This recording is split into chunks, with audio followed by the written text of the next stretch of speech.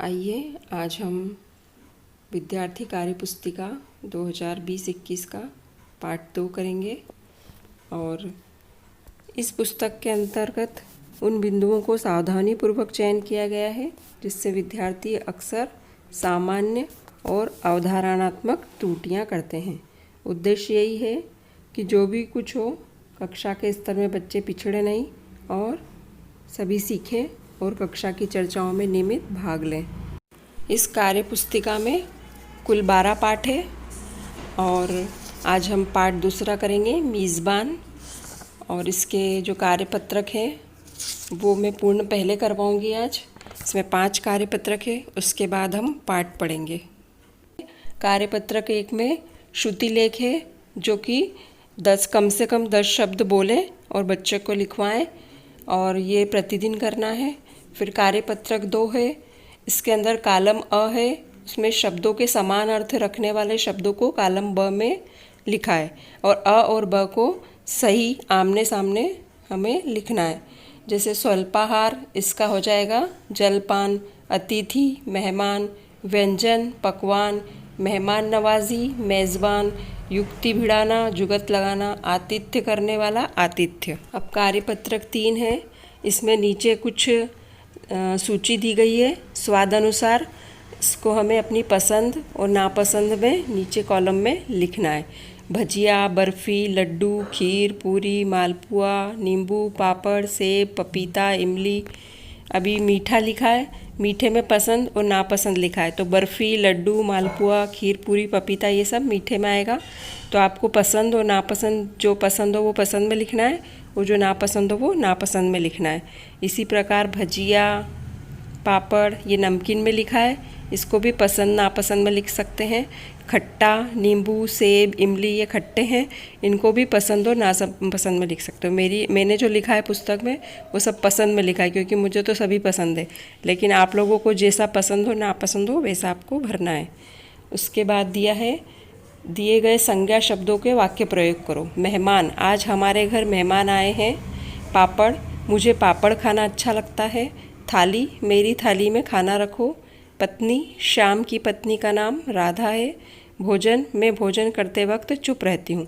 ये आप अपने मन से भी लिख सकते हैं, वाक्य अपने आप बनाना है, बस ये जो शब्द दिए हैं ये उस वाक्य में आना चाहिए।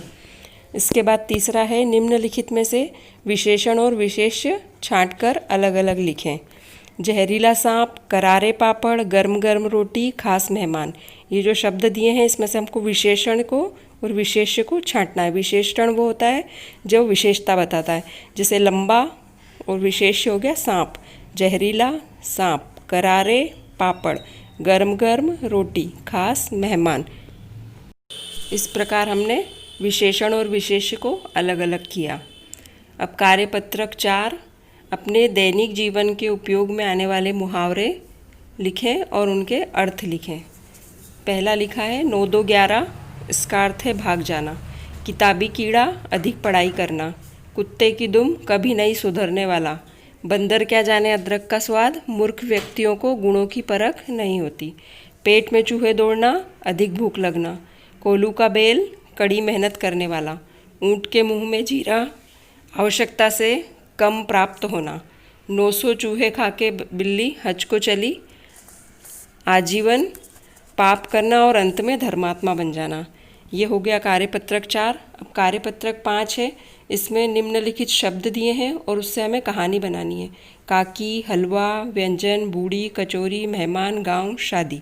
ये आपको इन शब्दों का उपयोग करके अपने मन से एक कहानी बनानी है। अब मैं पाठ पढ़ूंगी मेज़बान।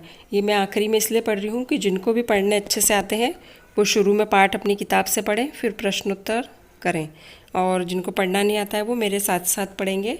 एक परिवार में पति पत्नी रह रहे थे। दोनों बड़े प्रेम से अपना जीवन बिता रहे थे।